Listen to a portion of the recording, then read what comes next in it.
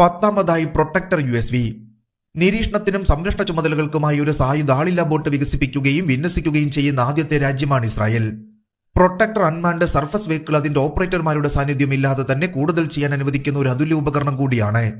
മനുഷ്യനുള്ള 9 അല്ലെങ്കിൽ 11 മീറ്റർ നീളമുള്ള പട്രോളിംഗ് ബോട്ടിന് സെൻസറുകൾ പ്രവർത്തിപ്പിക്കുന്നതിനും നാവിഗേറ്റ് ചെയ്യുന്നതിനും ആയുധ സംവിധാനങ്ങൾ പ്രവർത്തിപ്പിക്കുന്നതിനും ഏകദേശം 6 പേരടങ്ങുന്ന ഒരു സംഘം അത്യാവശ്യമാണ്.